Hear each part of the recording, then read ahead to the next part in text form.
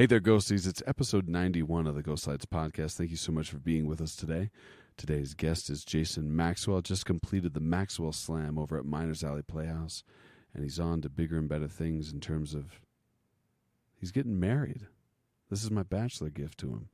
So clap it up, like, subscribe, as we discuss our careers, the symmetry to that, our fantasy baseball obsessions, and maybe we get a little blue here every once in a while, but it's all okay. It's all in good fun.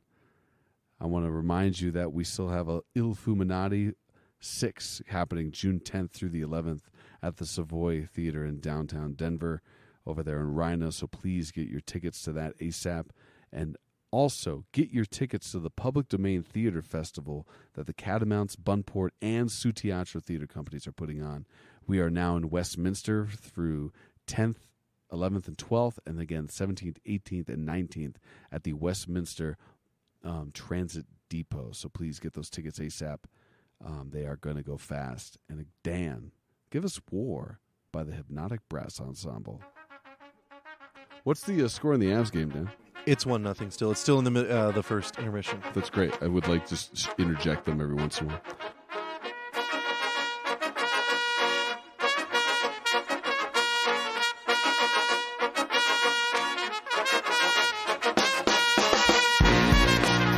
Welcome back, Ghosties. It's episode 91 of the Ghost Lights podcast. We are tripping ever so closely to episode 100. We hope to have you all with us for the entire journey. We're hoping to have a special event as we get up towards that. So if you want to see us live and maybe get the Denver Actors Fund involved, start tweeting at us now. Start sending messages to your boy John Moore. Start encouraging us to do this, because the only thing that's holding me back from maybe doing like hot dogs or having a food truck drive up or something is the fact that I'll do this and no one will be there. I'm really self-conscious. Maybe we cut that intro, but anyway. No. We just keep it going. We'll just keep it going. The voice that you're hearing here is a longtime friend, a compatriot in artistry. We've done a handful of shows together. I am now a company member of the company that he's been a part of, the Catamounts, for a very long time. Jason Maxwell's in the house, everybody. Hi, Jason. Hey, buddy. How's it going? I'm very well, thank you. Well, thank you so much for being here the day after a cast party. Yeah, you can hear it in my voice maybe a little. Maybe. When you were at the cast party and you said, Sam is going to have whiskey for me at the podcast I mentioned, I don't know if I told many of the people in the cast I was coming on the pod, but I had mezcal. Oh, yeah, you did. And Which it was a mezcal? healthy pour. Yeah. And then I mixed that with like some weird grapefruit drink that had vodka. Ooh. Yeah, so I mixed vodka and mezcal, and then I think I had a beer towards the end of the night. And Deanna, my fiance, was super proud of me when I went to work this morning instead of calling in. So hey, I'm proud of you. You sir have been you've been grinding your butt off. Yeah. You've been it's been really cool to see. Like I bust your chops whenever I'm bartending up there, but I'm calling it the Maxwell Slam. Is that what did you coin it? Yeah. Because John McCain last night at the party goes, we're calling what you did here the Maxwell Slam. It's the Maxwell Slam. It reminded me totally of honored. a Grand Slam. Yeah. And then Tim said that's the Tiger Slam because the the 4 shows were split over the course of over 2 seasons. Yeah. You bookended one, and then you bookend the other, and we can't call it the Tiger Slam because that's Tiger Woods' slam. Yeah. For those of you who don't know what a Tiger Slam is, it's totally fine. You're living your life to the best of your abilities, and no judgments. But for the sake of this story, I was like, oh my God, 4 straight shows at the same theater. That's really fucking impressive. We can't call it the Tiger Slam. We're calling it the Maxwell Slam. It's impressive, but there's still quite a few artists in this town that have worked from January to December. Oh yeah, I'm not. And I'm not saying I don't want to discount what I did, but it's not on par with some of the incredible hard work put in by a lot of directors and actors out there. Oh yeah. Who put 20,000 miles on their car in 1 year Yes. because they were doing a show in Breckenridge, and then they came down and did a show at Vintage, and then they went out and did a show at Creed. Yeah. And you know, there's people out there that are running on their own slams, and so shout outs to them. But I do want to say thank you. Congratulations, thank Jason. you so much. This is do you get like a little time for yourself now? Oh yeah. When I told Deanna I was going to audition for Blue Ridge, and I had been in 3 shows and hadn't seen a whole lot of her, she was like, well, yeah, go for it. And she was super supportive. But if I were to come to her now and say, hey, Curious just called, or whoever, and they have a cool script, I actually just read it, and it's got this part that's just incredible for me. I think I'm gonna do it. She might throw me against the wall. No, she wouldn't. But she could still, totally take you though. Yeah, she could. Yeah, absolutely. She could take me. She's a bad woman. She's a good woman. She's woman. Just super strong. Yeah, that's what I mean. Yeah. Mm-hmm. But really, really, just it probably wouldn't go over too well because I told her I was going to take a break. Yeah, I told her that. Yeah. Well, you've also got some pretty awesome events coming up. Yeah, I mean I've got to get ready for the wedding. So yeah. I got to get my body ready for the wedding. I got to get it in shape. Let's work out together. All right. I'm ready to lose some pounds. Let's fucking go. The shedding for the wedding, bud. Shed for the wedding. Yeah. Shed for the wedding. wedding. I've got a beer belly. I have a dad bod. I do. I was doing some shenanigans in the dressing room. I was. Oh no! And I had. You were doing shenanigans backstage. I was doing shenanigans backstage, and Chris Berghoff decided to record it. Because he's like, oh, this is funny. Look at Jason. Did he post it online? He didn't post it online, but you could ask him. He'll show you the video. Chris Berghoff. But I said online. I said, I went and I looked at the video and I started laughing. And I was like, oh my god, my body. Look at it's a wonderland. Look at it. It was also happened to be the position I was holding myself in. I was wearing. Oh yeah. I was wearing an A-line, which by the way, that's what they're called, A-line shirts. Oh, they're not called tank tops. Or they're not called thing? the WBs. Yeah, we don't call them that. We don't watch Warner Brothers. We don't watch Warner Brothers. We don't call them the WBs anymore. No. I actually learned that when I was no dancing frogs when I was cast in those shirts. Ann Marina. Oh, good. I can't pronounce her last name. Ann Marina. She does a lot of stuff with the Denver Center. And was a costume A-frame. Yeah, she told me about A-frame. Yeah, and I said A-frame. She goes, yeah, you never heard of A-frame?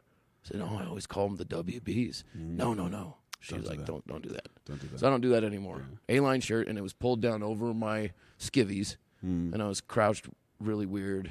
And so I don't call Irish car bombs anymore. I just call them cream drops. I mean, I could go in a lot of different directions with cream drops, man. It reminds me all the many directions that Jason could go down right now. Hey, I'm a versatile dude. Yes, you are. My first in a theater production where they paid me money to act inside of a theater was the old vintage. Well, not the old. The second rendition of vintage theater in its history, off of High Street and 17th. Connected to a bar that did not take cash. Yeah, that was weird. What? The Vine Street pub. Yeah. Right? Yeah. Isn't that what it was called before? Yeah. It was called the checks or credit cards. Or no, mate, they didn't take credit cards. They only took checks and cash. They were ahead of their time. It's everywhere now. It's everywhere now. Yeah. Turn to the Mountain something brewery. Mountain Sun, which is it's Boulder. Sorry, I'm burping. Yeah, absolutely. Boulder. From Boulder. Mountain Sun was first in Boulder, I think. Oh, okay. Right? Mm-hmm, yeah. Right there on Broadway. Mm-hmm. Anyway, back to my Jason Maxwell story. After I name dropped. Old 17th Street. So we're doing vintage theater. We're doing Romeo and Juliet. That's right. And my favorite moment in the play that did not involve me Jason is on stage by himself, checking his feet. Remember though, you gotta set it up. I was checking my feet, but it was the introduction to Peter's character, and Rob Kramer gave me this space. He said, "I'm just gonna let you go. Come on, do whatever Jason does." And let Jason Maxwell cook. And he once I did what I did, he put it to the tune of that Bare Naked Ladies song about the monkeys, right? Remember? Oh yeah. Where the start is like boom, boom, boom, boom, boom, boom, boom, boom, boom, boom, boom, boom, boom, or whatever, and I'm coming out, and I'm just like this total weirdo who takes off my shoe, removes my sock, and sticks my nose in between my big toe and the toe next to it. What's the toe next to it called? The big toe next to the. It's not. Is it the index toe? I guess it's the index toe. It's not the index toe. Tweet us the middle toe. Yeah, tweet us your. What is that called? At Ghost Lights 1, what is the toe next to your big toe? My dad just had that toe chopped off. That is not where I wanted this conversation to go. I'm sorry. So the story I wanted to tell. Jason comes out on stage and sniffs his foot. He removes his shoe and his sock, and then he sniffs his foot. And the joy that you had at smelling your own foot. And I was backstage looking at you going like, I don't think I've got that range in me. I was like, I am watching a master at comedy. Thanks, man.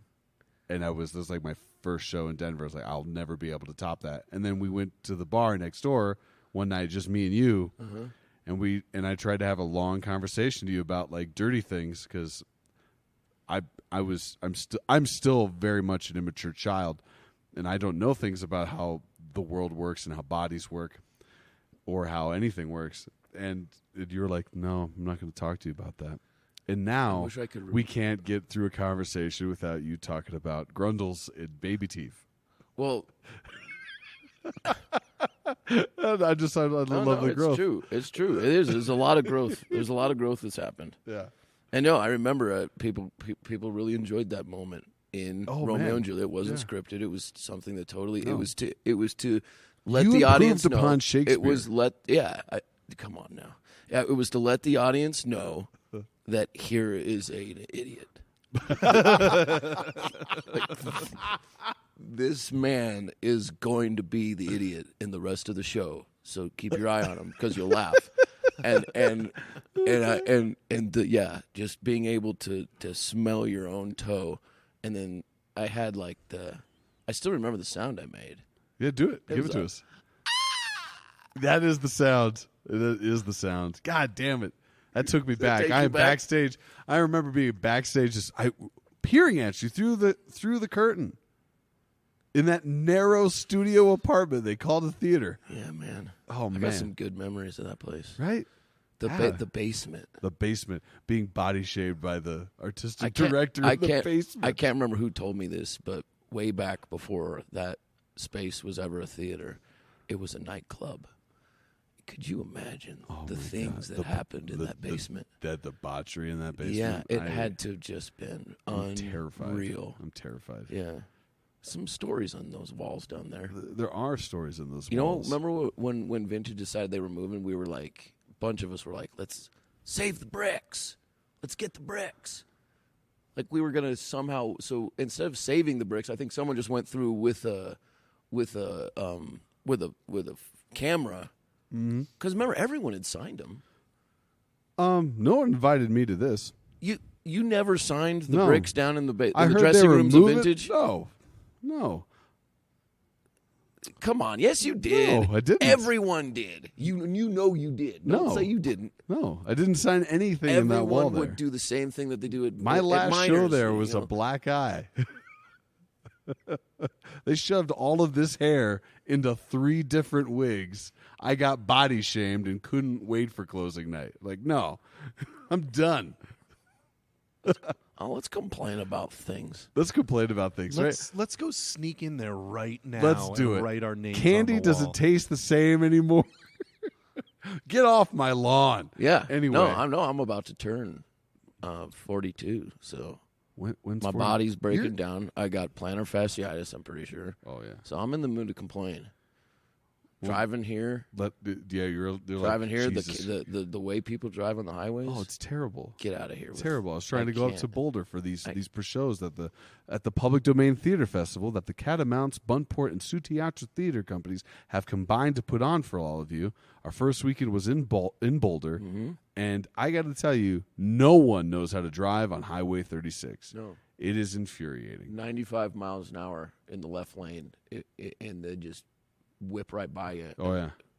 If you don't curse, something's wrong with you. Yeah. No, I mean, your life is on a razor's edge on Highway 36. Yeah, at all times. Mm-hmm. I-70 too. Yeah. Especially in that part where the construction where you're not supposed to change lanes, where it's a solid white lane and it's going zigging. Well, back that's and what forth. that means? I just thought that meant there was a slalom course. You son of a gun. I don't change lanes during those lanes because I'm terrified. They're even No, a but little let me narrower. ask you, how was your opening weekend? You talked about it a little bit. How did it go? Oh, man, I thought the audiences really enjoyed it. It's always tough for me to gauge how I'm doing when it's like direct address for the vast majority of the time you're speaking, as opposed to like a conversation on stage. So balancing the overacting I feel like I need to do to project. Got to project outdoors. Yeah. So I do this overacting thing. I project kind of like when I'm hosting a podcast. And then I try really hard to make whatever it is that comes out of my mouth turn into a conversation. And there's a fine line to walk there that I don't know if I've mastered yet. I feel good about the work. I feel good about the work that Colleen and Joan are doing on stage with me. And what's the? Let me ask you a question. What's Yes, the tastiest words for you and everything you've memorized? Is it your own words, or is it the words of Dorothy Parker and Ernest Hemingway? Oh, I mean, Dorothy Parker is, but bar none, one of the best poets I've ever read. Still, isn't it? Still, something nice about saying your own material in front of people. But it's my lines. It's the lines that I say. Yeah, at the those top. are the tastiest ones. Yeah, because like those are the ones where I'm like, hey, we're talking about this this classic form of literature that I had to read in high school, and I hated it then, and I didn't know why, and I'm 38 now, and I think I have a pretty good beat on it. You're a good poet. Well, thank you. I was say great poet because the James Brunt. Oh man, he was my last guest. The way he opened Act 2 in One Way Back Day was so good, and everyone in the audience, you could feel that they were connected, and you could feel the energy. It was so amazing. And then the question on everyone's lips was, "Who wrote that?" Nice. Well, thank you very much. Yeah. Thank you, man. I appreciate that. It's solid stuff, man. And I like we're gonna keep doing this stuff. Like I write and I act, you write and you act, and we're just happen to be members of a company that totally promotes writing and acting amongst their members. So let's write the next great Catamounts play. What should it be about? We could probably make it about fantasy baseball at this point. No. It could be about fantasy sports. It could be about fantasy sports. It could be an absurd comedy about fantasy sports and about how it is just a fantasy for so many people, and you totally tune out to the real world when you're involved. I mean, if you're let's just listening, pitch it. Let's pitch it to Amanda right now. You know right. She's going to listen to this. I hope she does. She will. It's a possibility that she doesn't. She's busy. We could pitch it right now. Be like, hey, let's do a musical adaptation of something. Oh, that's where you lose me, Jason. No, that's where. But the Catamounts, they got to have some movement, some song. Well, we can I'm not do saying that. They got to. We can totally. No, we can do dancing and movement and dancing and movement. Doesn't need to be a musical because I can't sing and neither can you. Well, no, actually, you can. I can sing. I forgot. I can. You can sing. I can a lot of people sing. didn't know you could sing, but you can. Well, I mean, they don't follow me every time I go to a karaoke bar. When do you go to a karaoke bar? I mean, I invited you to mine when I was hosting. But that was a long time freaking ago. Arvada. Yeah, it was. It was you couldn't at drink. Arvada. You couldn't drink. You wanted to drink. You want to go to Wrigley's? I mean, together. Wrigley's is a great. Dan, have you been to Wrigley's? We were there together 2 weeks ago. Yeah, I know. You want to go again? When? That's also far away. It's in Golden. I live in Denver. Man, you live in Arvada, don't you? You Denver ass loving. Dude, I think I speak for every introvert in the world right now when I say the pandemic gave me permission to stay the hell home. Yeah. So if it ain't paying me, karaoke's never. If I don't have the potential to cuddle after, karaoke will never be the same. I mean, I didn't think about it too much because some people pointed out that Wrigley's might be a tea bar. Oh no, it certainly You is. certainly think it Oh, is? it's Okay. absolutely. There was no a one tea wiping bar. off the microphones after we sang. No, And so the difference there is that that's a tea bar, and then there are bars where you go to where the microphone is literally stored in a vat of sanitizer, and you just lift it out, you wipe it off, and then you stick it back in the vat of sanitizer. I'm amazed that Obviously, microphone works. I'm exaggerating. Totally. We walked into Wrigley's off of let's see, Colfax in Golden, so right by the Lowe's that's out there. Kind of close. It's close. It's nearby. It's in the, there's a Subway. I think you mean Home Depot, but so the bar is called Wrigley's. I walk in, I order a shot and a beer, and above the cashier's station is a sign that says, "We beat COVID." I did not notice that sign. And I saw that sign and I was like, That's why everyone was talking about it. you probably were a super spreader bar. And The Blackhawks are playing. Come on down. The Blackhawks are No, playing. no. Come on down. Hey, Yeah. let's not disparage them. The I Chicago love Blackhawks? Wrigley's. No, that bar is a sweet ass bar. If anyone And at Wrigley's their listens to karaoke this setup- podcast, I'm doing great right now. Yeah, you are. I am. Oh, you never Keep know. going, You keep just going. never know. The Wrigley's is a phenomenal bar with a really great staff. Timmy, I called her Tommy at first. Timmy's the lady that runs it, and she is really warm and welcoming. Yep. And their karaoke setup is hands down one of my favorite that I've been to. It's a because solid- it's a it's a long solid bar. place. You can Yeah. see everyone that's Yep. in the room. There's no, The ambience does not leave anything to be desired. It's Yeah. it's a nice, comfortable environment. and for people who like to smoke cigarettes, And if you there's like to this smoke wonderful cigarettes, patio out you back. can go like you can smoke if you smoke. You can do that at any bar. It just means you have to walk a little further. At Wrigley's, you don't have to walk as far. Gotta walk as far. Anyway, So that's it for Wrigley's. yeah, that's it. for Brought Wrigley's. to you by The Ghost Slides podcast. So, Jason, yeah. theater. Yeah. How did it happen to you? Thanks for asking. You're welcome. It's kind of the in- whole point of this thing. Yeah, I know. Yeah. It's a good question. I'm glad you asked it, folks. So I had an elective to take when I was a senior in high school, Me too. and my mom mentioned, "Why don't you try theater?" And I think the only reason she asked was because I remember specifically the moment I knew I could act, and I did a Steve Urkel impersonation. And I used to you wear gotta hit it with I us used right to wear now. sweatpants all the time Same. growing up, so I got made fun of a lot. But Same. so there's a difference between people laughing at you and people laughing with you. And once I realized the difference was me controlling that, then I started really wanting to do it more. So I sort of became a goof off in class. But I remember 4th of July, we're all doing fireworks, setting off fireworks and stuff at Webster Lake area. I had some friends growing up, and we hung out. Thank you, buddy. We hung out in Webster Lake, and they would light off the fireworks above the lake. And we're all sitting around doing the tiny little fireworks, and someone asked me, "Oh, Jason, do your Urkel." So I suddenly had an audience, and this was the first time I ever had an audience for doing anything. And I kind of got nervous, but I knew I could do it. And so, of course, I was wearing my sweatpants. I wore sweatpants all the time. course. So you just jacked those sweatpants up around your armpits. Yep.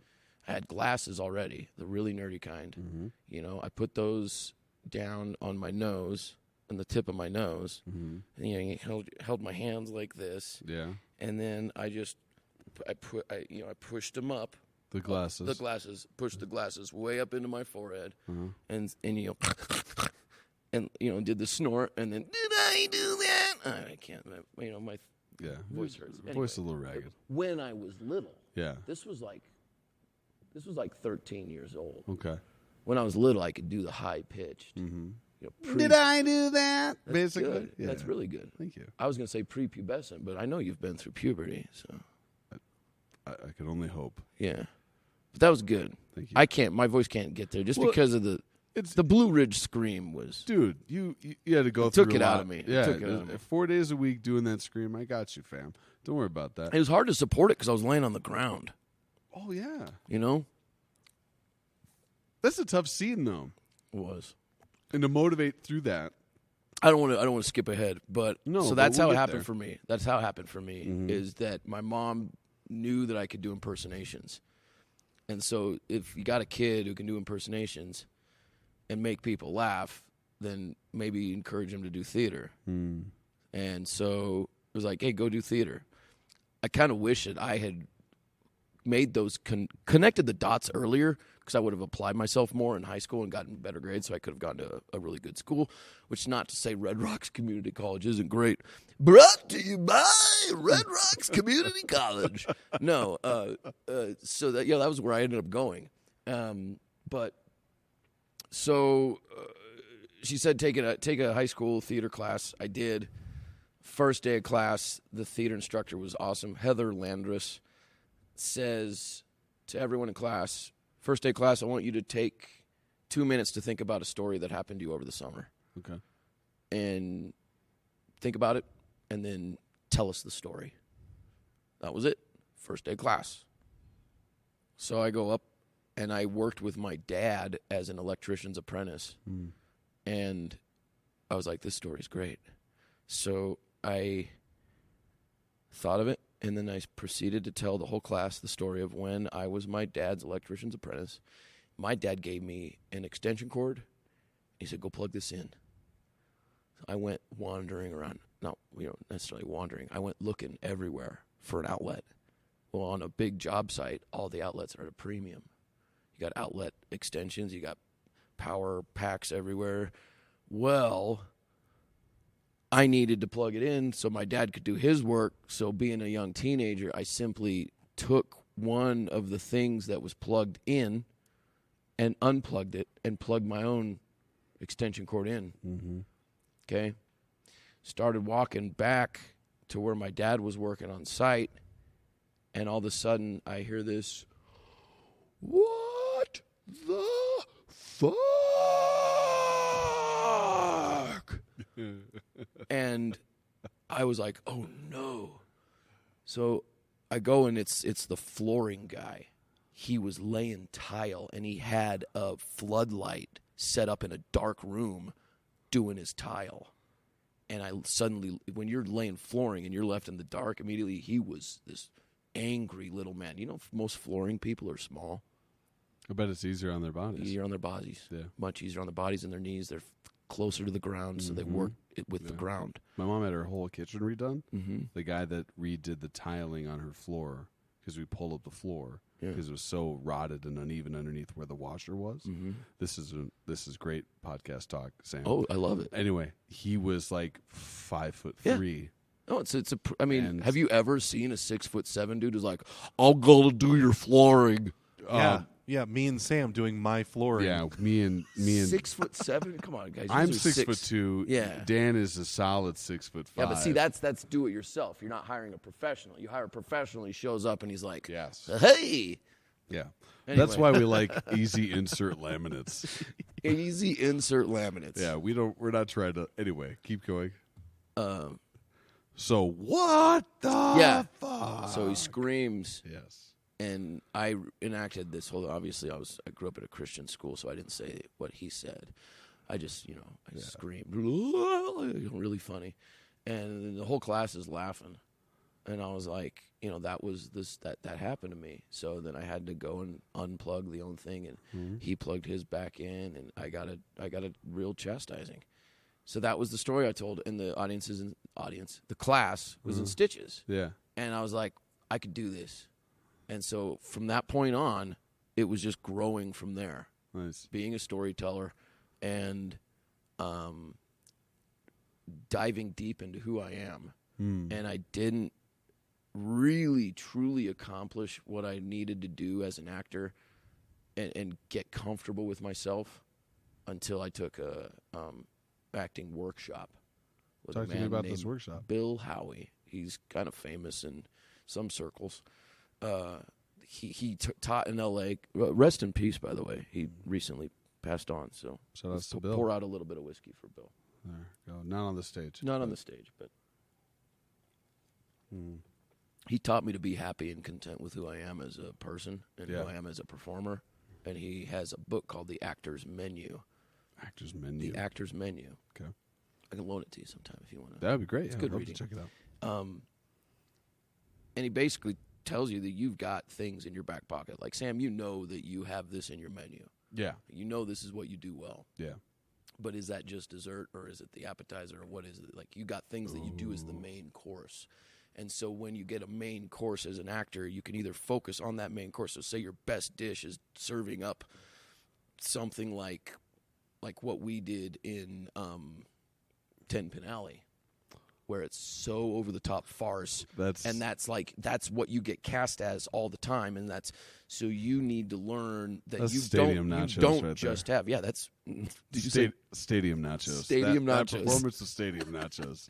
So if you just do stadium nachos really well, and you're doing that all the time and all the time and all the time, then you need to figure out what it is that about you that's doing just that, and then you do a workshop and you get to explore and do all these other things. Mm-hmm. So he found in me, Jason's really good at this and this and this, and then he'd be like, let's find something he's not good at, and let's work him into like romantic scenes, and that's something I had a lot of experience with. So I remember 3 separate instances in workshop where I was put in a situation where I was going to be romantic with someone and have it be serious.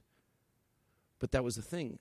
In class, I come. And that was like the growth of me as an actor all really happened when I accepted that my instincts are what I need to trust when I'm in a scene. And your scene work and how you feel and think about a scene, normally the first time you read it, those first thoughts you have about the scene you're reading are normally the best ones. So I trusted so much more in myself after kind of finishing that workshop with him. Then he moved to Arizona, and I kind of lost touch with him. But he was really instrumental in getting me to relax and just be at home with who I am physically and mentally, the things that I think are funny. That's how it really happened. It started in high school. Obviously, my work in Colorado really hinged on my development at Evergreen Players. I met Len and Lisa there. I met Craig Bond there. And through meeting them at that spot is when I started getting work down in town. When Craig started doing vintage stuff, I started doing vintage. I was able to work and kind of grow up there with vintage for a while. And, Len and Lisa, I started working. I did some shows with them, and then I started getting. Once I got cast at Vintage, I met Rob Kramer. Rob Kramer cast me at Miners Alley. Once I started working at Miners Alley, I met Rick Bernstein. Rick Bernstein's cast me, and then cast me here right down the hallway at the Little Theater, the Plus. Is it still called the Plus? Still called the Plus. I call it the Plus, which is the Plus. Definitely not what you should call it. No. There's 2 S's. Yeah. That means it would be a longer plus sound. Yeah. But anyway. So getting cast there with Rick got me to work at the Victorian. Working at the Victorian was when Rick from The Edge, the Vic. Rick Yaconis. Damn it, I love the Vic. Yeah, the Vic, man. God rest its soul. Hell yeah. I feel sad now. Such a great space. It was a great space, wasn't it? Turned into what? A massage parlor? No. Office studios? I What is mean, it? Did it get leveled? Who so knows what it is now? The Anyway, house is still standing. The house. They turned the Well, it's a basement- historic house. They turned the basement into a movie theater, the person that bought it. And then, what, for like they're- Halo tournaments? I guess, yeah. I mean, LAN parties and stuff. But eventually, this is the last thing I heard. The plan was the owner wanted that to be his rumpus room. Like, I'm going to have an in-house theater. And then they got downstairs and they started working on it. And it was too much work, and they just scrapped it, and it turned into a basement. Yeah, man. Lame. Lame. So Weak lame sauce. because there's so much life Oh that my God. happened. So much. I saw the last show So that much they put on awesomeness. at the Vic 3 times. I saw it opening night. I saw it, and then saw it twice its closing weekend. And it started Brian Landis Folkens, Jim Hunt, Josh Hartwell. That was the first time I met Josh Hartwell. Wow. Josh Hartwell played a character that was just passed out drunk at the bar. It's a really cool cast. Oh my God, it was great cast. Jim Hunt as a bad guy, Yeah. like the leader of like this Irish mob. Isn't that the Field? You're talking about the Field, right? Yeah, the Field. Field. Oh my God, I love that show. It's where I met Lauren Mayer, and who's one of the best stage managers I ever worked with before I started working with like the likes of Rick Morales and Wayne Breyer. I want to make sure I said his name right. I believe it's pronounced Wanye. Wanye. It is Wanye. And I mean the list goes on, obviously, but like, yeah, like that space was important. It's an important piece of Colorado's theater. And I mean, shoot, you bring that list up. We have to have Wade on the podcast. Oh, Wade for sure. Yeah. Talk about a cool cast. I was in Creation of the World and Other Business that Rick Bernstein directed. You got my Chris part. Chris Kendall was God. You got the part I was supposed to get. Oh, really? Yeah, you were. You did. Well, if I hadn't have gotten that, I might not have been noticed by Rick Yaconis, and the Rick Yaconis remembered me because when The Edge did their first show, Laura Lounge totally like helped push him that direction. Shout out to Laura. Totally helped push him in that direction. Nice. And then, gave Laura the initial directed the thing and said, hey, I want to cast Jason as Raul, the rapist in Extremities, which was our very first show. Mm-hmm. And Rick was like, really? Jason? Which I love so much. I absolutely fucking love it when directors and actors think of me in a role and go, really? Really him? Yeah. And then that's when the pitch comes down the plate, and I know it's a fastball up and in. Right in that sweet spot. I turn on it. Yeah. And I fucking knock it out of the park. That's a bat flip right there for sure. So Extremities was a bat flip. It was something that not a lot of people saw, but you know who did see it? Amanda Berg Wilson. So when I met her, because Sonia Jussel Ellis, shout out to Sonia was in that show and perfectly cast. We all had such a great time. And it was the last thing that Jessica Cato was in. Oh. Jessica Cato, shout out to Jessica, who works very closely with the SCFD. And it's so cool that she was in that show and that we needed someone. And I was like, you know what? I know Jessica. And she's kind of been, but she was it's perfect for that role. The motherly roommate. She did great. Yeah. And then Catamounts had an audition for God's Ear. And Sonia had mentioned, we should have Jason audition. And once again, I'm pretty sure the stain of my character was still kind of in Amanda's head from that show. It's like red wine. Yeah, and Amanda was like, really? And then I come and audition. I get cast in God's Ear. And then Catamounts has been like a major part of my life ever since. Three Faces of Dr. Crippen was awesome. But it was a feed event that did it. Where I was just like, I want to work with Catamounts way more closely. I want to be on board. Whatever this train is, I'm moving my luggage in, and we're going places.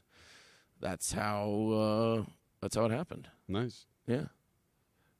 You talked. I'm going to backtrack a little bit. So you talked about that experience being in front of your classmates, talking about making them laugh. And then we jump to this working with somebody that helps you like really kind of get a better understanding of who you are and know what it is that you bring to the table for dinner, to extend the metaphor a little bit more. At what point did you feel a need to shift away from just making people laugh? Is that something that is still always in the back of your mind? How do I make a moment funny? These are a lot of questions, so please take your time with them. Because I just got done teaching an improv class, and to a student, they shut themselves down when they don't think it's funny. Yeah. And I was like, I told them, it was like, one of the best improv things I've ever seen was a funeral. And no one cracked a joke for 20 minutes. For 20 minutes, I watched a funeral on stage. They did a long form improv thing. Someone said funeral, and it started with a joke that didn't land, and they all just said yes to the joke not landing. And for 20 minutes, they talked about this person dead.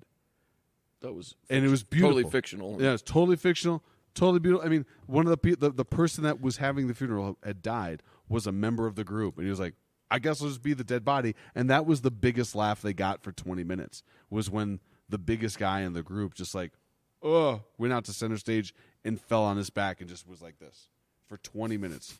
A log on the floor for 20 minutes. And him getting into that position was the biggest laugh they got. And so I tried telling them that story. And then, of course, that was like the second day of class, and they still couldn't shake this. I got to make people laugh all the time. Did you feel that being a thing for you? Or were you just more apt to figure out what it was that performing is? Oh, it's funny because you learn that in monologue work. Mm-hmm. You get a good acting coach, which shout out to another name. I'm just name dropping like hell. Let's do it. Tupper Cullum really helped. Tup, big Tuppy. He helped develop some monologues that I used for auditioning at the Denver Center for their big generals. Yeah. And this one he gave me was pretty serious but funny, but includes the C word. And in an audition room, that's bold choice because the name it's jarring. It's jarring. Yeah. But I learned this monologue and I used it in generals, and I've used it in other settings too. It's from Moon Children. Have either of you ever seen that? No. Or read it? It's this really interesting play about hippies, and there's a character that lives like either underneath or nearby them, and he's weird as all get out. And that was the thing. I knew I could play weird, but I didn't know I could play weird without being funny. So this monologue from Moon Children I got that I learned, and that was one of the ones that helped me really dive into being able to be serious and be good, because you have to be serious and be good when you're doing a monologue that's serious, because that's your only chance, you know? Yeah. And then I got cast in Brilliant Traces, and I did a monologue for Christopher Leo. Here's another name drop. I'm sorry, I do it all. If I'm talking about my life in theater, I got cast in Arcadia, and I did a monologue from Brilliant Traces to get cast in that. Yeah. And Arcadia was a very, very serious role. I played a smaller part, but it was still all serious. It was funny. My character was funny in moments, but I had got cast in that at Evergreen and played opposite Lisa DeCaro. And the only reason I was cast in Brilliant Traces is because I was able to nail a moment of sadness in the audition.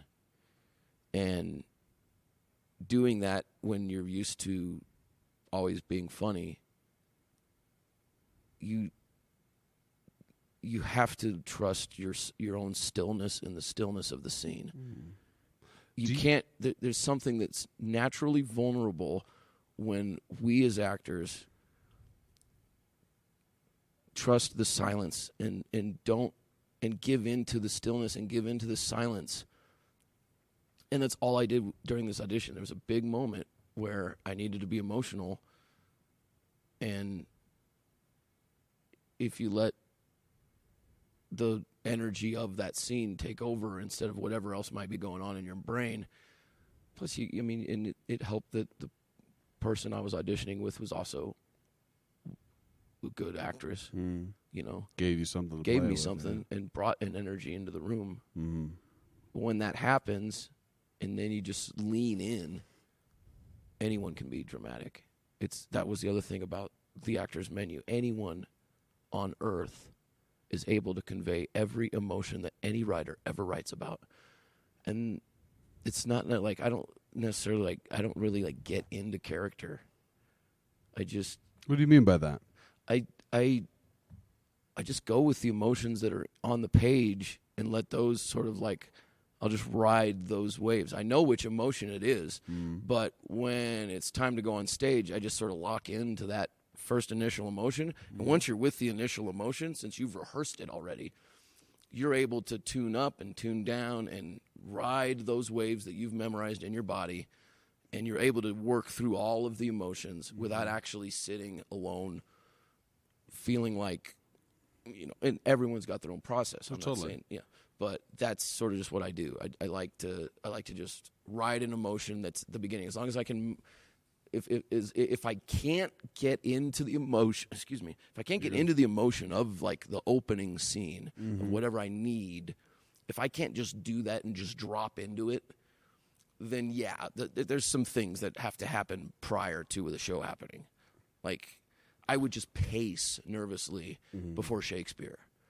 I could not just drop in to Shakespeare. I would pace and hum. What do you think were your roadblocks there? My roadblocks with Shakespeare are that it's an unnatural way for me to speak for all of us anymore, right? But I don't do a lot of Shakespeare. This is going all the way back to college to when I was the Duke. The Duke. It's pronounced Duke. Duke, yes. A liquid you. It is liquid. Oh. Speaking of liquid, guys. Yeah? Appreciate the beer and appreciate the J-Mo. Yeah. Today's unofficial sponsor is Odell Brewing Company's Tree Shaker Tangerine IPA and a little Jameson Irish Whiskey. The Irish. That's right. Anyway, so that liquid you. So it was the way in which you were having to speak that presented the way I was having to speak and the amount of dialogue that I had that back then, obviously, I mean, this is 20 years ago. And I would just hum songs to myself and pace back and forth because it made me feel Duke-ish. And I had my cape on, and I was just walking with purpose and authority back and forth, and then that was sort of how I felt most comfortable getting into that. And I imagine if you cast me in something Shakespeare nowadays, I would do I would probably do something similar unless I was playing the idiot. Then I would just, I mean, from Romeo and Juliet, I can't tell you. I remember it was such a small role, but I remember sitting at Michelle Grimes' feet because she was playing Lady Capulet. Yeah. And the Montagues were the brown guys. Yeah. And Robert Kramer was very specific about that. Very specific. Yeah. So I remember I would have not a whole lot else to do, but I felt to get into that imp idiot sort of role, I would just basically sit at Michelle Grimes' feet sometimes before shows and stuff, and while we're getting ready, just because I felt like that was comfortable for me. So it just kind of depends and varies. If I'm supposed to be a certain way around someone all the time, I kind of will tap into that off stage. Oh, a little. Some people would call me somewhat of a method actor. I think there's a little bit of method involved when you feel such a strong tendency to behave a certain way around someone, and a lot of this goes with Shakespeare and drama. Because again, for me, it's not as easy to just drop into that, and so I feel like it helps a little if I do something that I normally wouldn't do, around to loosen yourself up and get into loosen myself up and sort of get used to behaving a certain way, even when you're not under the lights. And that's helped in the past, I think. Yeah. Well, I think one of the things that I've always noticed about what your work kind of entails, like for me, when on the outside perspective, I find there's this natural quality to just kind of find I would say, innocence of a character. Like, because that's what, when I think back to the character that was smelling his feet, and I'm looking at it it was such an innocent expression of joy. It was like the one thing that guy could always control. And sometimes it is something as simple as, like, to me, that's like, oh, that guy just, as long as he can love himself, he's fine. And then that kind of opens up the door to the rest of the character for the course of that show. Now, can I pinpoint a specific moment from our first time working together outside of that? Not necessarily, no. I think there's like an altercation that you and I are involved in later on in the show. Anyway, it goes deeper than that. You have this, Jason Maxwell, have this quality to tap into this innocence quality to each and every single one of your characters.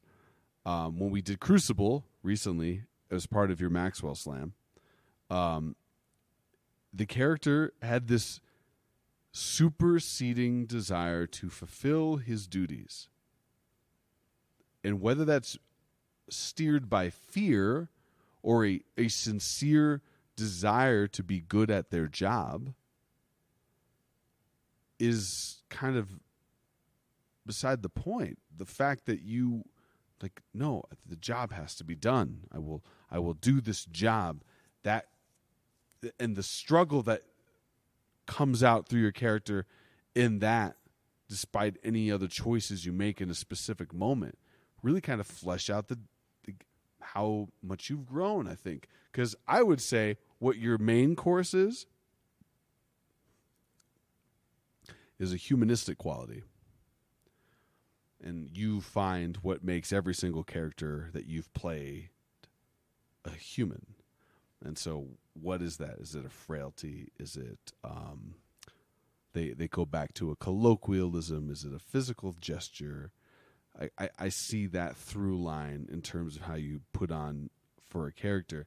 And it's interesting to hear like the many branches that your career has kind of taken and what led to this and what's led to that. And then from that, how the actor and his craft has kind of evolved from there as well.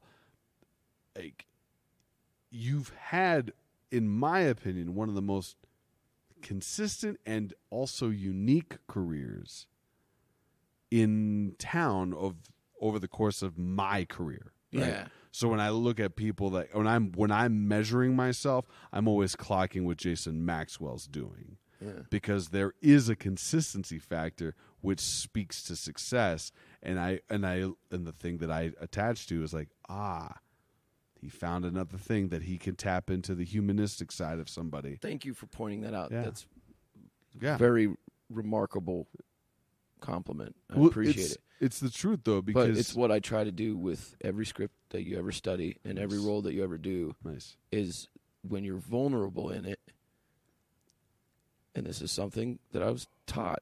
This is what I learned. Mm-hmm. When you're vulnerable in the moments,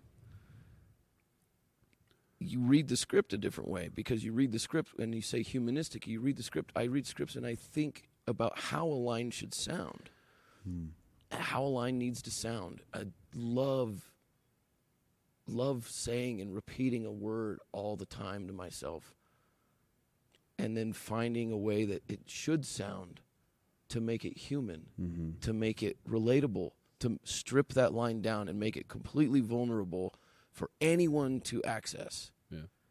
And that comes from what I learned about script study and what I learned about just going with your instincts and just having an ear.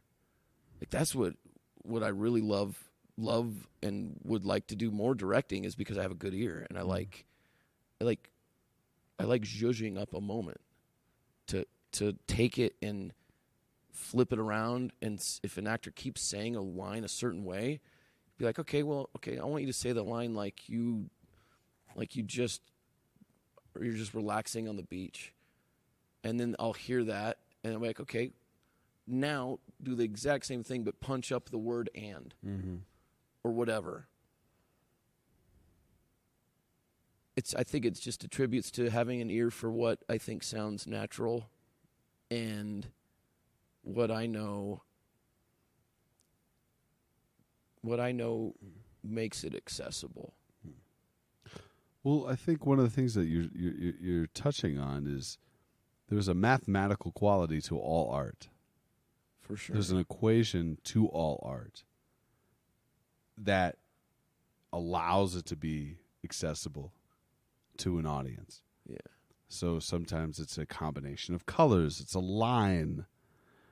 It's the void. Like, if you're looking at a canvas, what's not filled in with color and line or structure? And when you're talking about a stage, like a performance on stage with lines, there is space from there. Like, there's something that they connect to. There's a voice that they will gravitate towards more naturally, whether it's a principal character or not. And then, of course, there's a measurement to a punchline. There is a timing that is taken into effect.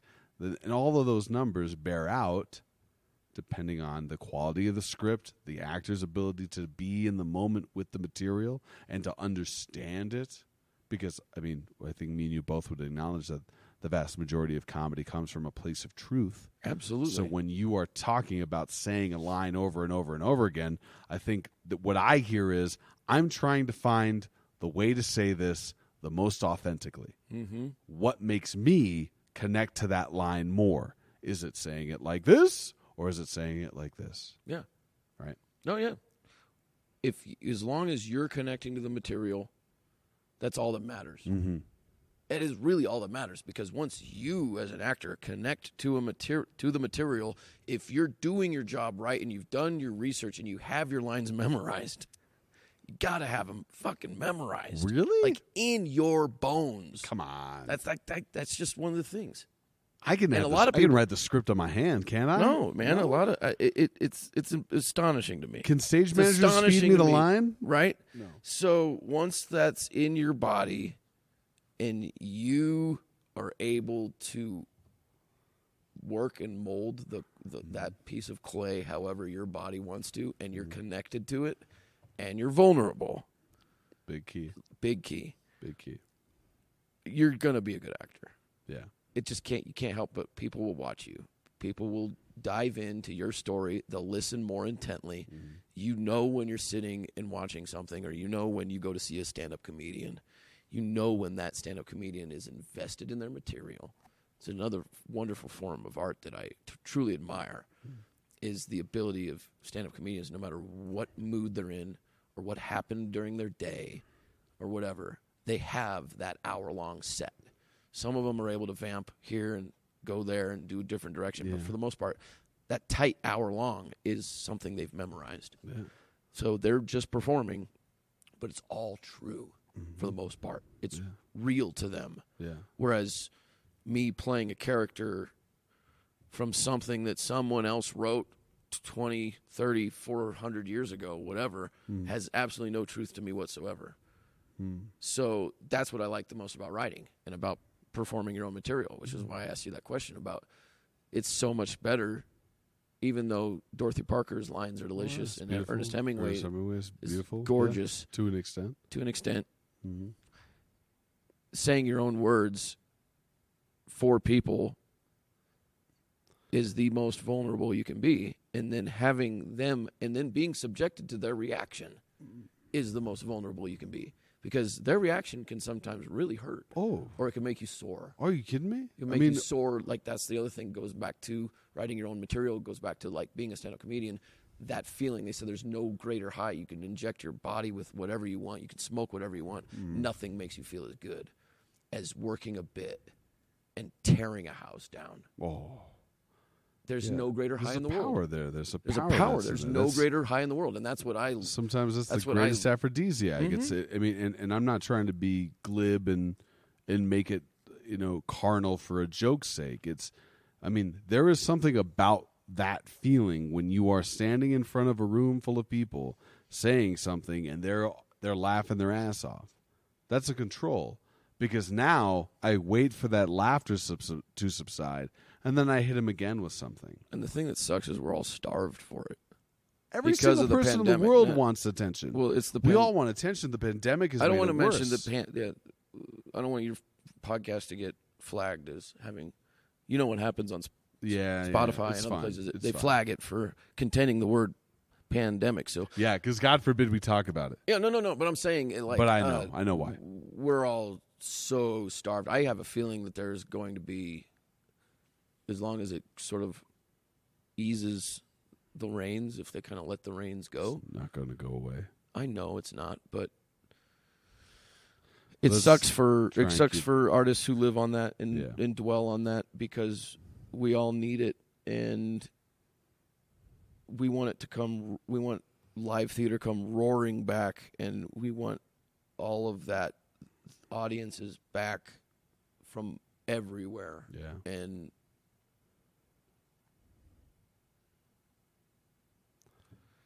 it doesn't feel like it's happening at the speed that we want it, does it? Of course not. No. Nothing ever does. No. It's. Me and you have been privy to a couple of situations. Yeah, being on a golf course performing was something else. Oh man, I would do that again in a heartbeat. It's a manageable crowd. and the numbers never have to get more than 10 to 12 people. Dan was in the house that night. Long live the Catamounts. No, I don't want more. I'm just cheersing. You've got a lot in there, so I do have a lot. I'm not going to try and give you any more than this. Dan, bring your glass over here. Let's make sure to timestamp this moment while I'm pouring, so we don't have this on the pod. Glug, glug, glug. Glug, right. glug, glug.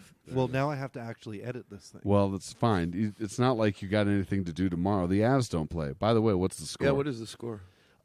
We just went down 4-2. No! And then immediately scored a goal. It is Isn't that currently the way this? It's 3-4 right now. This series, with half a third period left. 3-4. Oh, my God. this series has really been going like that.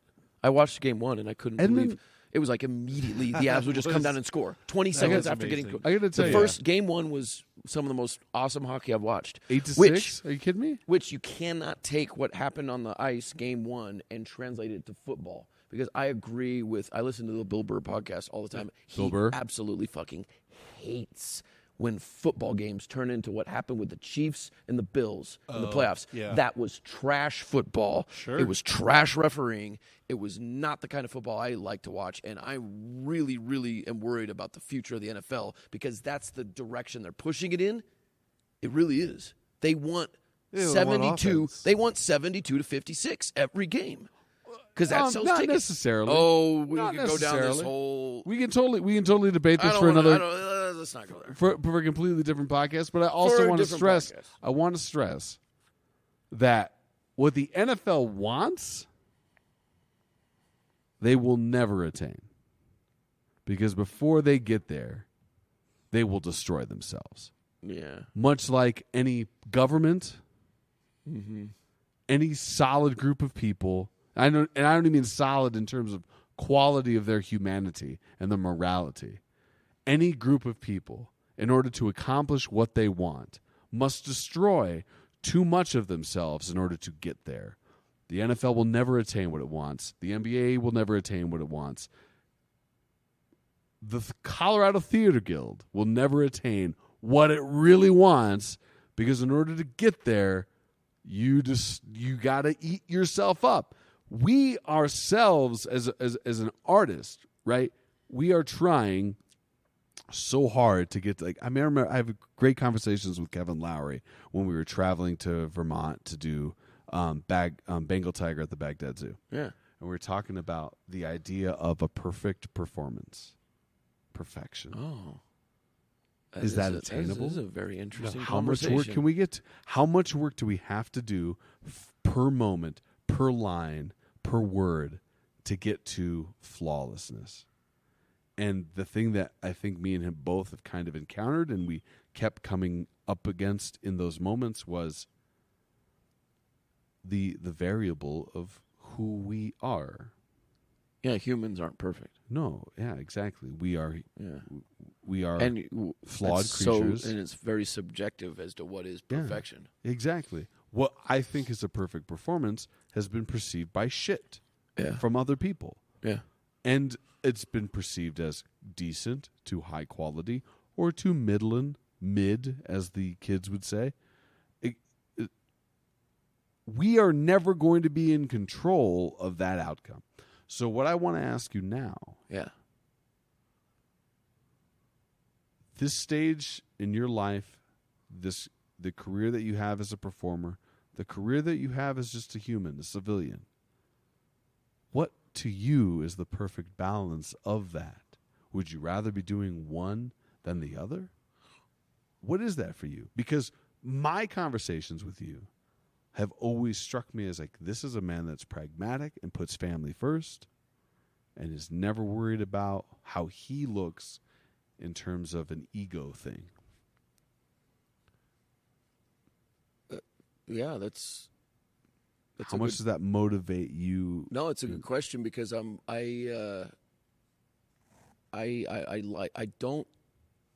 don't like a lot of change. I like consistency, and I hate pennies. I'm all about quarters. Keep going.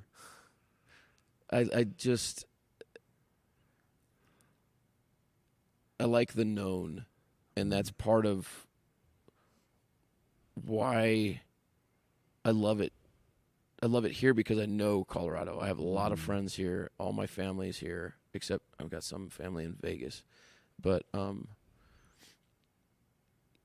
love Colorado because I've found a rhythm and a routine that I manage a day job, but I need to soon depart from the day job because it's starting. I feel like it's breaking my body down because I walk around on concrete all day long. Yeah.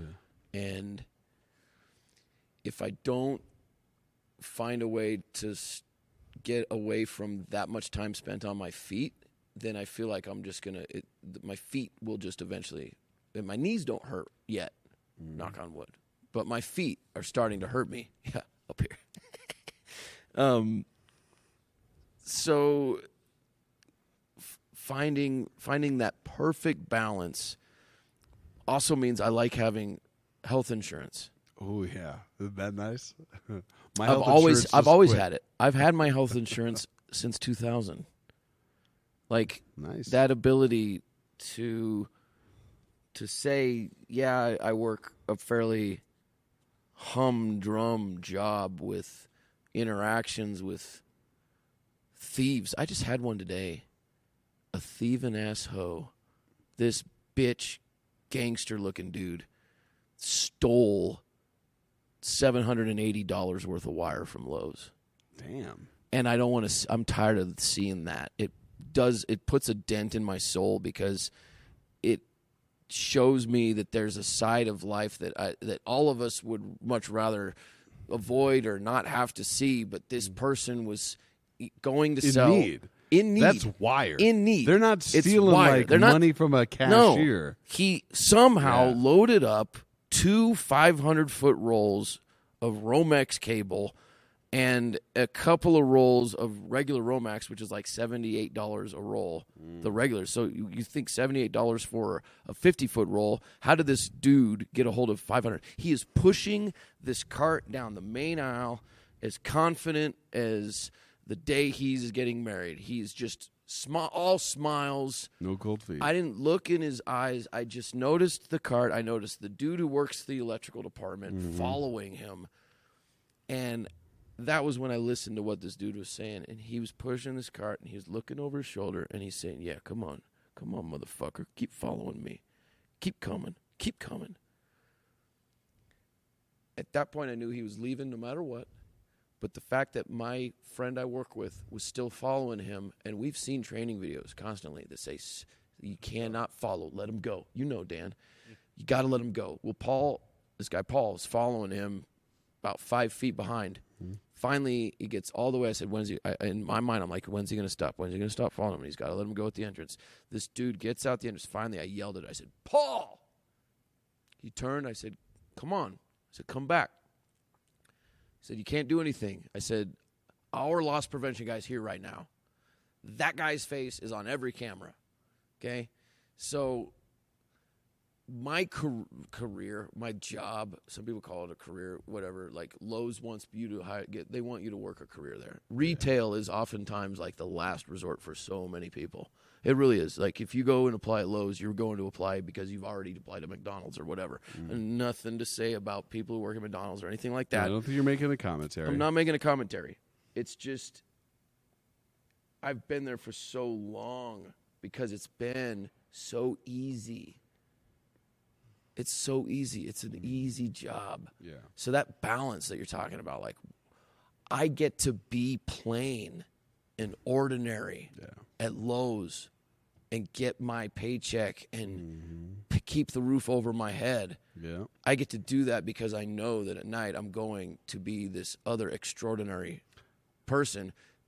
But I also, Lowe's immerses myself. It immerses myself. Is that how you say it? Yeah. It immerses myself in humanity. As an actor, you never get to study more than you get to study at a retail environment. No, because you get to talk to people all you want. All I ever want. I don't have to. Sometimes I'll walk up to someone and be like, "How are you doing today?" You're immediately having a conversation with a stranger. You're immediately in their energy. And I studied energies of and behaviors of the people I work with, because those are the people you see every day. Yeah. Just went up 5-4. Holy shit! Look at this. Abs. Abs up 5-4. Who got the fifth goal? Moose? Who's that? Nico Rantanen. How many minutes left? 4 minutes and 20 seconds. 4 minutes, 20 seconds. All right. If we get a scream over there in the corner, I want it to be because end of regulation and the score has not changed against us. Yeah. Okay, so fingers are crossed for that. Big ups to Ray Liotta. R.I.P. Yeah, R.I.P. Been going down a that's Poor right. little. out for. Do you have any left in that cup there? Oh, I do. You want to have a catch? Oh my God. I just want to get this on the record. And then I got one last question for Jason. All right. I'm watching Field of Dreams. I'm house sitting for friends, and it's on Amazon Prime. And we get to this moment with Ray Liotta and Kevin Costner on this baseball field. And they're talking about the game of baseball. And then Ray Liotta's character has a pause to the conversation. He just he looks away, and he sees the foul line. And then his eyes do this tracking thing where they're just trying to take in the whole space. The entire cornfield that's been destroyed to give him a baseball field to come back and play again. And he says the line, "My God, I did love this game." And when I was a boy, I watched Field of Dreams every month for 5 straight years. Every time me and my mom went to Blockbuster, Field of Dreams, if it was in stock, was more than likely being brought home with me. Wow. That and the original Batman with Michael Keaton. Can I ask you a question? Yes, sir. Did you not have a tape recorder? No. Oh, okay. No.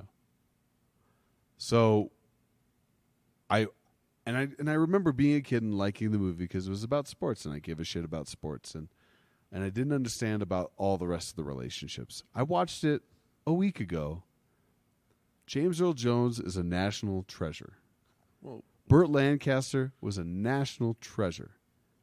Those moments, where Burt Lancaster talking about wrapping his arms around the bag, I could see it, the smile, the way his eyes light up, and it all became so much more important to me. And it was that moment that Ray Liotta has before we even see James Earl Jones, before we see Burt Lancaster, before we get to the amazing, beautiful ending. And I'm not going to spoil that for you, but it's special, especially for a kid who never had a catch with his father. This guy right here. Ray Liotta saying, "My God, I did love this game," is one of the most pure revelations I've ever seen an actor have in the moment. Yeah. And it's so, and there's something about the camera angle too. Oh, it's so perfect. His eyes, yeah. the darkness that's surrounding him, the fact that, and it's Ray Liotta's eyes. And it's Ray Liotta's eyes. And I watched that the day he passed away, and I was like, I missed that. That movie came out how many ever years ago as it came out, and I completely missed that moment. And it I want to say 92. And I'm happy now that I understand it. Because if I watched it 10 years ago, I probably still would have missed that moment. I'm in this place in my life now where I'm like, so much of our life is a revelation to what the good old days were. Like Wes Helms in The Office. I wish there was a way to know what the good old days were while you're having the good old days. It's such a sweet moment, right? Yeah. And it's this funny little thing that you can watch on Instagram over and over again, and then it gets a whole bunch of likes because it's super, I don't know, meta or ironic. Oh no, that's the thing. And not funny or not being liked for the right reasons. I'm sitting there going like, no, that's it. If smartphones continue to dominate the way they do, yeah. Hold on, I got a text. Keep talking though. Mm-hmm. The attention span will be too short to where all that will be left is immersive theater. Yeah. Because immersive theater allows people to check their phones. It allows people to kind of be themselves while the play is happening around them. Mm-hmm. And if you don't want to pay attention, you don't really have to. No. It's one of those things where, and if you're grabbed and you're whisked away by somebody, if you're separated from your boyfriend or your girlfriend or whatever, if that stuff happens, then you're just along with the ride, but you still have your cell phone with you. But the attention span is so it's. Mm-hmm. But, I mean, that's the thing, though. I love fantasy sports, and fantasy sports keeps me tethered to my phone. When there's a pitcher going that I want to watch, I will pull out my phone and I'll look at what that pitcher is doing every 10 minutes or so. I want to make sure he's not blowing up. I don't want to make sure he's not 8 earned runs. In the world to stay attached to our phones. Absolutely. Yeah. So this is coming from a guy that is, I know for a fact, I am effing addicted. Yep. I'm effing addicted. Yeah, I am too. I'll check the phone, put it down 2 seconds later. You're picking it back up again. Why am I picking it up? Sad. The phone hasn't buzzed. It's because we love our phone. Maybe I missed a text from that lady I've got a crush on. Yeah. Yes, Dan? No, there's some sort of scientific thing about getting the rush of endorphins, where you're just like, oh, is there something new? Is there something new? Yeah. Is there something new? No, oh, there is something new. Yeah. So like you're always, even if it's why Facebook will give you a notification, and all it's not a notification. It's just like, oh, we have another past memory to tell you. Every time you open Facebook, no matter when you last check it, there'll be a new Absolutely. I saw the documentary on Netflix that has some local Denver actors in it. Sean Michael Cummins, Christina Fontaine, who was in Stick Fly over at the Arvada Center, who has been on this show, who is an amazing, talented artist. She was in this documentary about, I can't remember the title of it. It's on Netflix. I know what you're talking about. You're checking our phones. Yeah, I wanted... And all the stuff that we do, or the things that companies do in order to make us addicted to those phones. And it's like anything else that any company in, I would say the world, I don't want to get necessarily specific and say America, but yeah, America. Anyway, these things that we do to be attracted to these things that keep us distracted and keep us controllable apes, so that they can keep destroying the world around us and we won't really notice. Anyway, on that note, yeah, no, it's good. It's good. No, it's good. Our job as artists is to get people away from that escape and show them that there's another distraction that you actually learn from. Because theater is learning. Absolutely. You're forced to feel something in the moment and then process it on the drive home. Maybe you stay up a little later and you have a glass of something that helps you get your mind right, or you stare out into the void trying to figure it out, or it stays with you while you're sleeping, and then you wake up a couple of days later and you finally make sense of what you saw. Don't you like it? Oh, that's why I felt what I felt. Doesn't it feel nice when you have someone who stays around who you've never met, and they stay around, and then you head out to the lobby or you walk into your car, and they'll come and, hey, you did so great. Because they spent their time away from everything else that was going on to approach you and tell you. Because they had to process something. They had to process. They needed to see you without your mask. They needed to encounter Sam Gilstrap as the person and say to Sam, hey, I appreciate your artistry. You affected me. Especially this moment here. Especially this moment. And they give you an example. And keep going. And it helps us keep going. And it is the antidote to cell phone addiction. Absolutely. Real life encounters. Yeah. Theater is where you get real life encounters. You can have them people watching. I know people watching is really intense. I love people. A lot of fun. Everyone does. Everyone does. There's not a lot of people that don't enjoy people watching. Gets you off of your cell phone for a while. But then guess what? What? You see something and you start to record. Yep. Then it gets you back on your cell phone. Yep. Because the moment can't just exist in our brains anymore. It can't. That's a shame. That's why there's no... My favorite thing to do is, I'll go to a concert. I went to the Ben Harper concert last summer. I love Ben Harper. My friend Peter got me hooked up on him. We were at this concert, and I took pictures for, the first half hour of the show. And then there was still another hour of the show. And after a half hour, I took, 12 pictures. I was like, okay. Put the phone away. Just be here for the concert. And that answers the question and that you have. I was like, that was the best. It became this really intimate performance. And I would have been I always love it when people are trying to watch something happen as they're there and it's happening through the screen on their phone. because they're worried about the shot that they've got for what they're going to post later, as opposed to just putting the phone down. Looking at the thing that's actually happening in front of them. I'm going to answer the question that you have. What's the ghost light? What's the ghost light? The ghost light that I want left on is being able to perform in something so well that it makes people forget about their phones for at least 3 hours. There you go. And just talk to whoever. How do you get there, Jason? How do I get there? How do you think you get there? I think it's got to be something behind a camera or behind a microphone. I want something I want to be able to do something that lives on, and it's because it's recorded. Because live theater is so, I love it because it's so there. It's and snapshot. It's gone. Snapshot, it's gone.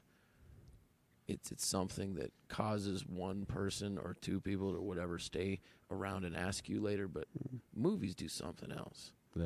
Like I want to be able to do something where people can get it's something immortal about it. Where you're talking about Ray Liotta. Yeah. Even though he's gone, he's still there. Oh yeah. You can just turn on the movie and watched Copland last night. yeah.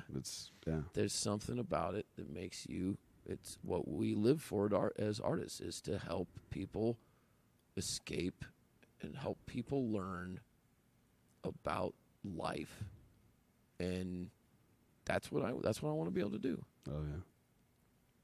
Thank you, Jason. Yeah, you're welcome. Thanks for having me on, man. Of course, man. It's been a long time in the making. Absolutely. We've always been busy. We're always doing things. It's because we're so good at what we do. Brought to you by. The unofficial sponsors today were Jameson Irish Whiskey and Tree Shaker, the Tangerine IPA from Odell Brewing Company.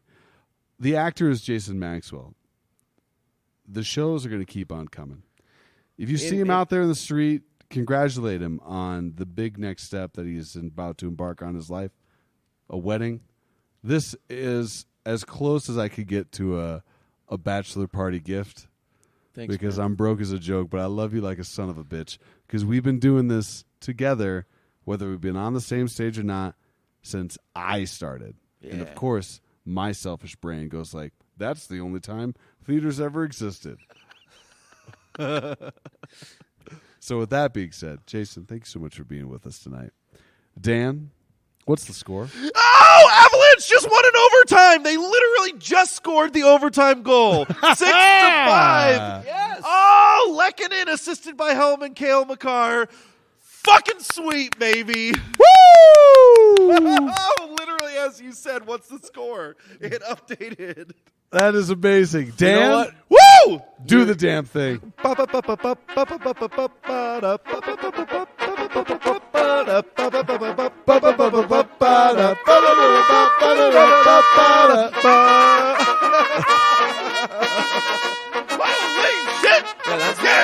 when you know where you're supposed to be. Thank you all for joining us for this week's Denver Actors Fantasy Sports podcast. I almost said a whole sentence without tripping over my own mouth.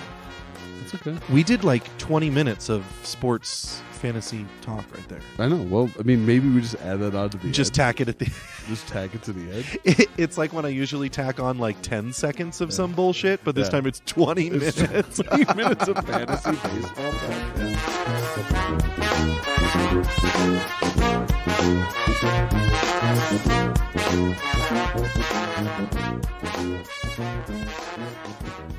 I ask you a question and you start to answer it and you're like worried about the way it's going to go. You don't think you can say something that you don't want out there. Then you say Rubik's Cube and like I can just change the subject to be like, so what do you think about Dan having a fantasy baseball team that consists of nothing but Dodgers, especially after today's trade? Yeah.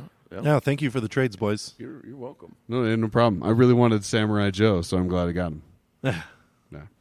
Yeah, man. I didn't see the Connor Joe for who? Will Smith. I gave him Will Smith. Will Smith for Connor Joe. I just dropped Connor Joe in my other league. I don't think it's real. Yeah, I'm sure it's not. Sure, it's not sustainable. I'm sure by All-Star break, he'll be hurt or something. And, Oh no, it's just but I just want I don't know Connor. if he can bat more than. It's just something I'm trying this year. Yeah, You know, yeah. just- If you have The thing is, I don't you have Bellinger, Trey Turner. You don't have Freddie Freeman, do you? No, I don't have Betts or Freeman, so I don't have the two Okay, that I. Those are the two that I should. Well, I didn't decide Two that you was. covet. Yeah, I didn't decide that this was my strategy until after the draft. So then I just started trading. But you only have so many good players to trade away for the other good players, and most true. people are not willing to trade for them. But Yeah, you probably won't get those other two you talked about, but yeah. yeah, I got a bunch. Now. My entire pitching staff is Dodgers, other than two of my you don't three. have Gonsolin. You want Gonsolin? I would love Gonsolin. We can talk about it. Yeah, just any Dodger you got, I would. He was on the waiver wires. There's a couple players I picked up that were on the. I was surprised were on the waiver, but the league is fairly deep. Only 8 teams. Yeah. Yeah, AL and and NL. also there's only like 4 or 5 people in the league that are trying. Yeah. Right. I'm trying, which but, is yeah. like I'm on the outside looking in of trying. I tried the first couple of years. I don't have the time to try this year. Yeah. So It's fantasy Yeah. baseball is tougher than fantasy anything else. It's true. you gotta be looking every day. Yeah, you gotta every be day. making Yeah. moves. That's why I listen to fantasy baseball podcasts. Yeah. At work, they Yeah. allow me to have a little earbud in. And I That's love it. great. That's Oh, great. fuck That's yeah. the way you got to do it. The first year I played, the first year we had it, I won that year. I was listening to fantasy advice, and I'll pick this guy up. Uh-huh. Great, he went They off. tell You know, Juan Soto was his rookie year, and I picked him up halfway through, and he went off the last part of that. Yeah, that's what you got to do. But I'm just like I'm too busy this year, so I was like, yeah, I'll do this. But the only way I won't obsess over it is by doing something that forces me not to care. So I'm like, well, sorry, I'm gonna just trade for all the Dodgers and see how it goes. I mean, they are an all-star team in and of themselves. Yeah. It's it's like The first year I had basically all Yankees, a couple Dodgers, and then like two other players, but I had like most of the Yankees lineup, and it worked. them and the Braves. It's so funny because in the AL it doesn't exist all that much. Even the Yankees, which everyone used to give shit about the Yankees and them being all of these teams that they're just being bought, and that was with Ricky Henderson, Bernie Williams, Darryl Strawberry, and all these, and Alex Rodriguez, and all these players that were coming to the Yankees were creating the super team, and now. All aside from Giancarlo Stanton and Aaron Judge, which neither of those guys can actually stay healthy for an entire season. No, they can't. No. Then the Yankees aren't like that anymore. So then you have basically the only 2 teams in Major League Baseball that are like that are these super teams. Yeah. Are now the Braves and the freaking Dodgers. Yeah. And all of that's homegrown talent. Yeah. Oh, I guess the Phillies. In some respects, the Phillies, but they're so god awful defensively. You guys watch?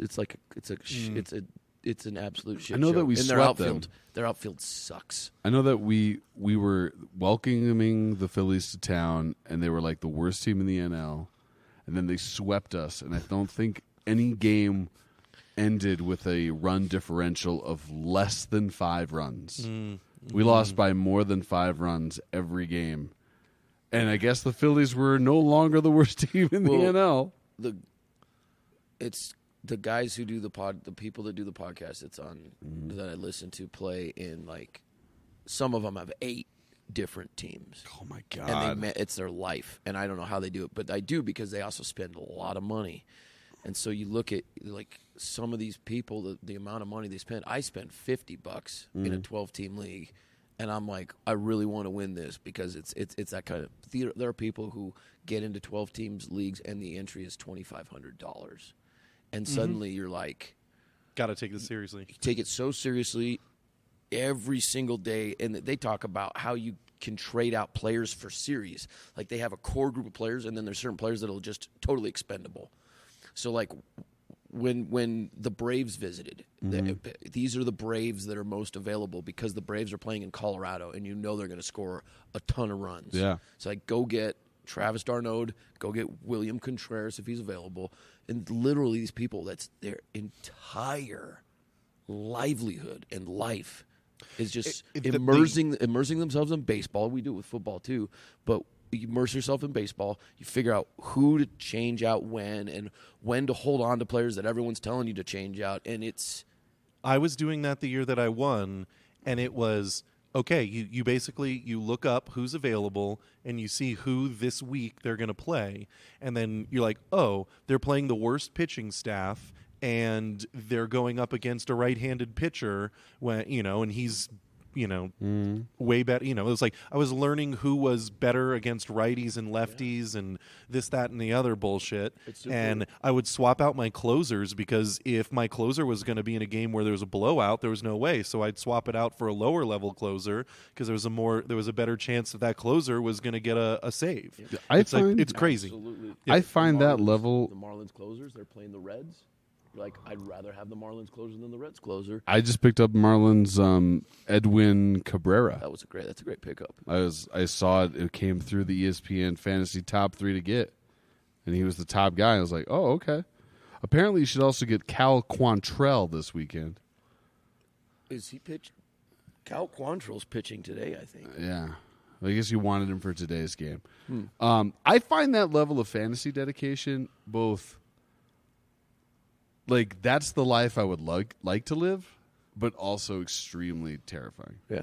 Like, if I just had disposable income to be like, all right, I'm doing my fun, no pressure league, and then this one $2,500 fantasy football league. Yeah. And I spend every day listening to podcasts, looking at the waiver wire.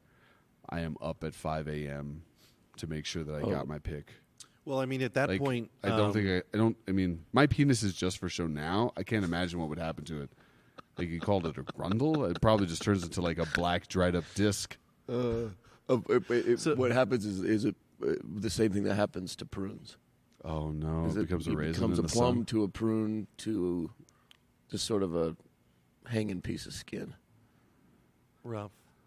Yeah, but I mean, it makes sense why people spend $50, $100, $200 on those subscriptions that get them all the high-end statistics and it's like you don't actually have to do that much work if you're paying $2,500 in a league, paying an extra $200 for like 3 or 4 different professional opinions that just pop into your inbox every minute. Yeah. I love analytics.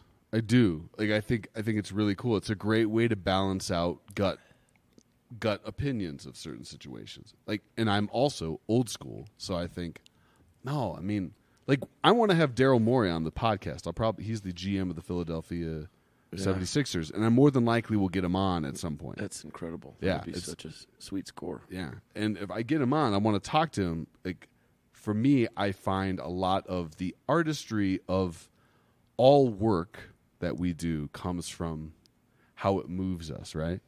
And so from a scout perspective, a fan perspective, I watch a player and like this is how I feel about Connor Joe. He looks unique, okay?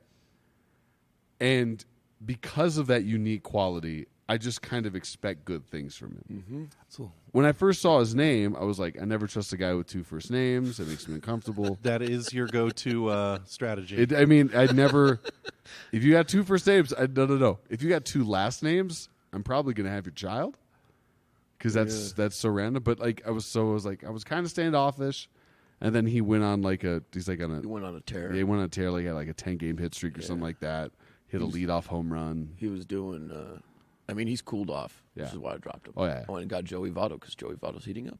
That's great. See, but he plays for the worst team in the bigs. He does, but he could get traded.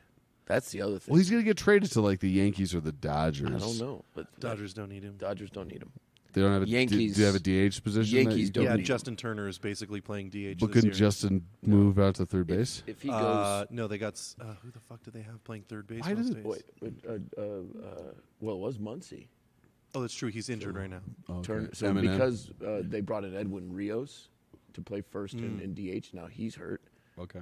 So they brought up. He was with the White Sox recently, right? Edwin Rios. There's a guy, Or the Blue Jays. Andres someone, who they've got playing third when Justin Galarraga? Turner's not playing Yeah, third. I haven't watched a lot. See, that was the other thing. I was also watching a lot of baseball, but to be honest, like This was the first year we did this, like the year before the pandemic too. Mm-hmm. Yeah.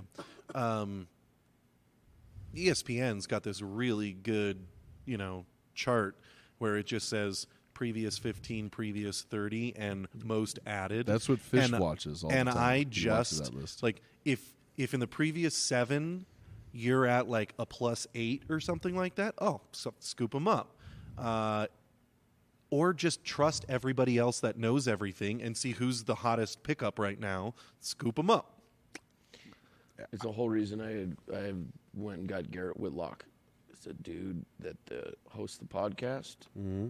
Is all about Whitlock. He loves him. I knew nothing about him, but I've got him in both of the leagues I'm in.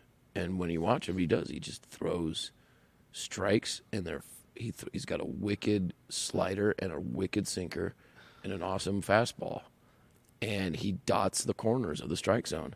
And you're like, so this guy, if he just does this the rest of the season, he's going to have a sub-3 ERA. He's going to have a good whip, and he's going to get a lot of strikeouts. And then last week, his last start, he went 6 innings, something like 2 earned runs, 0, or no earned runs, 0 strikeouts. None. And I was like, what do you do then? Yeah. I don't know. Fantasy baseball's fun. But hey, we can talk about. We can talk about that all day, every day. Yeah, we could. When we get off the pod, maybe. Thank you all for joining us for this week's Denver Actors Fantasy Sports podcast. I almost said a whole sentence without tripping over my own mouth. That's okay. We did like 20 minutes of sports fantasy talk right there. I know. Well, I mean, maybe we just add that on to the Just end. tack it at the Just tack it to the end. It's like when I usually tack on like 10 seconds of some bullshit, but this time it's 20 minutes. 20 minutes of fantasy baseball talk. Yeah. Well, before we go, who's your favorite player on your fantasy team? Go. My favorite player is Garrett Whitlock. Dan, who's your favorite player on your fantasy team? Tormund. Justin Tormund? Justin Tormund. Giants Bane. Giants Bane. My favorite guy on my fantasy team has yet to play an inning, and that's Fernando Tatis. Yeah, you did scoop him up. Yeah, I was like, I know he's going to play after 60 games off. Mr. Kawasaki. Mr. Vroom, vroom, vroom. Let's go, Fernando. Please don't come back and suck. He won't. I hope not. Come All right. back. Yeah, just come back.